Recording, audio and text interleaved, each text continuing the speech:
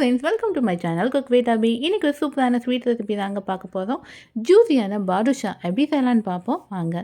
1 cup அளவுக்கு மைதா மாவு, இதோட 2 ஸ்பூன் அளவுக்கு தயிர், புளிக்காத தயிராக எடுத்துக்கோங்க. அப்போ தான் பாதுஷா டேஸ்ட் நல்லா வரும். இதோட 2 ஸ்பூன் அளவுக்கு நெய், 1/4 ஸ்பூன் அளவுக்கு பேக்கிங் பவுடர், 1/2 ஸ்பூன் அளவுக்கு சீனி சேர்த்து இதை நல்லா ஒன் டைம் மிக்ஸ் பண்ணி விட்டுக்கோங்க.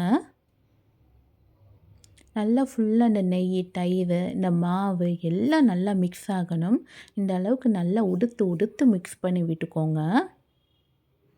ஃபுல்லாக எங்கேயுமே மாவு இந்த நெய் எதுவுமே படாமல் இருக்கக்கூடாது. எல்லா இடத்துலையுமே எல்லாமே நல்லா மிக்ஸ் ஆகிற அளவுக்கு நல்லா ஃபுல்லாக மிக்ஸ் பண்ணி விட்டுக்கோங்க. பாருங்கள், இந்த அளவுக்கு உதிரியாக வர அளவுக்கு நல்லா மிக்ஸ் பண்ணி விட்டுக்கோங்க.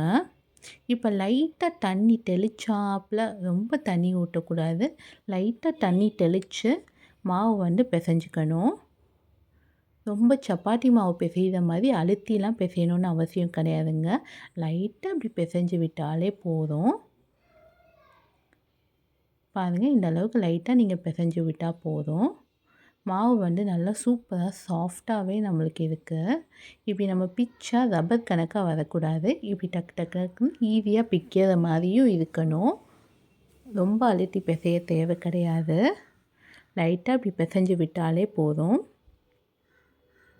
பிசைஞ்சு வச்சுருக்க மாவை ஒரு 1/2 அன் ஹவர் ஊற வச்சிடலாம். 1/2 அன் ஹவர் கழிச்சும் நம்ம ஜீரா ரெடி பண்ணிடுவோம். 1 கப் ஜீனி, 3/4 கப் தண்ணி. இது லைட்டாக நம்மளுக்கு இந்த சுகர் மெல்ட் ஆகி வரட்டும். இப்போ ஏலக்காய் பொடி ஒரு 2 பிஞ்ச் அளவுக்கு ஏலக்காய் பொடி சேர்த்துக்கோங்க. ஏலக்காய் பொடி இல்லைன்னா 4 ஏலக்காவை நல்லா தட்டி சேர்த்துக்கோங்க. இதோட ஒரு பாதி எலும்புச்சம்பள சாறை மட்டும் இதில் சேர்த்துக்கோங்க. சேர்த்து இதையும் ஒரு தடவை லைட்டாக மிக்ஸ் பண்ணி விட்டுக்கோங்க. நம்மளுக்கு சக்கரை பாகு பார்த்திங்கன்னா ஒரு கம்பி பதம் வரணும்னு அவசியம் கிடையாதுங்க. அரை கம்பி பதத்தப்பே நம்ம இதை ஆஃப் பண்ணி வச்சிடலாம். ரொம்ப ஒரு கம்பி பதம் வந்துச்சா நம்மளுக்கு ஜீரா உள்ள பாதுஷாவில் இஞ்சாது. அதனால் ஒரு 1/2 கம்பி பதம் வரப்பே நீங்கள் ஆஃப் பண்ணிடுங்க. நம்ம அதுக்குள்ளே இந்த மாவையும் நம்மளுக்கு பிடிச்ச ஷேப்பில் நம்ம உருட்டி எடுத்துக்கலாம். நான் குட்டி குட்டியாக தாங்க செய்ய போகிறேன். அதனால் குட்டியாக ஃபஸ்ட்டு ஒரு பால் மாதிரி உருட்டிக்கிட்டு நடுவில் நம்ம கட்டை விரல்லாம் வச்சு இப்படி லைட்டாக இப்படி சுட்டி விட்டிங்கனாலே உங்களுக்கு ஒரு குட்டியாக ஒரு அழகான ஷேப் வந்துடும். நான் இந்த இதில் காமிக்கிறேன், அதே மாதிரி பார்த்துக்கோங்க. இது மாதிரி லைட்டாக கட்டை விரலை நடுவில் வச்சுக்கிட்டு இப்படி இது பண்ணி விட்டிங்கன்னா, சுட்டி விட்டிங்கன்னா அழகாக குட்டி குட்டி பாதுஷா ஷேப் நம்மளுக்கு கிடச்சிடும். நான் ஏற்கனவே ஒரு கடாயில் எண்ணெயை மிதமான சூட்டில் சூட் பண்ணியிருக்கேன். ரொம்ப சூடாகிட வேணாம், லைட் சூடாக இருக்கிறப்பயே நம்ம ஏற்கனவே உதுட்டி வச்சுருக்க அந்த பாதுஷா இருக்குது பார்த்திங்களா, அதை சேர்த்துடலாம். சேர்த்து மீடியம் டு லோ ஃப்ளேமில் வச்சு இதை இது பண்ணுங்கள். இது லைட்டாக கலர் சேஞ்ச் ஆகி வரணும். நல்லா லைட் கோல்டு ப்ரௌன் கலருக்கு வர அளவுக்கு நம்ம இதை ஃப்ரை பண்ணிக்கணும். பாருங்கள், இந்த அளவுக்கு கலருக்கு அது வருங்க, அந்த அளவுக்கு ஃப்ரை பண்ணிக்கணும். ரொம்ப நம்ம ஹையில் வச்சோன்னா சீக்கிரம் கரிஞ்சிடும், உள்ளேயும் நம்மளுக்கு வேகாது. இப்போ லைட்டாக இது ஆறிடுச்சுன்னா கொஞ்சம் லைட்டாக மட்டும் இந்த சக்கரை பாகை லைட்டாக சூடு பண்ணிவிட்டு இந்த வெதுப்பான சக்கரை பாகில் நம்ம இந்த பாதுஷாவை போட்டு ஒரு 5 நிமிஷம் மட்டும் அதை நல்லா ஊற வச்சுருங்க.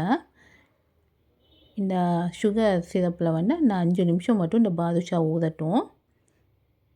அதே மாதிரி நீங்கள் நெக்ஸ்ட்டு ஷிஃப்ட் பாதுஷா ஃப்ரை பண்ணிவிட்டு அதுக்கப்புறம் இதை எடுத்துகிட்டு லைட்டாக அந்த சுகர் சிரப்பை லைட்டாக ப்ரீ ஹீட் பண்ணிவிட்டு அதே மாதிரி ஒரு 5 நிமிஷம் எடுத்து நம்ம அது மாதிரி பிளேட்டில் வச்சு நம்மளுக்கு டெக்கரேஷன் பண்ணிடலாம். இது உடனே நம்ம சாப்பிட்றதோட ஒரு 4-5 மணி நேரம் கழித்து சாப்பிட்டா நல்லா அந்த சுகர் சிரப்பை இஞ்சி இருக்குங்க. இந்த பாதுஷா பாருங்கள் எவ்வளோ சூப்பராக இருக்குது. இந்த பாதுஷா ரெசிபி உங்களுக்கு பிடிச்சிருந்தா மறக்காம லைக் பண்ணுங்கள், ஷேர் பண்ணுங்கள், கமெண்ட் பண்ணுங்கள். அப்படியே நம்ம சேனலுக்கு சப்ஸ்கிரைப் பண்ணிக்கோங்க. தேங்க்யூ ஃபார் வாட்சிங்.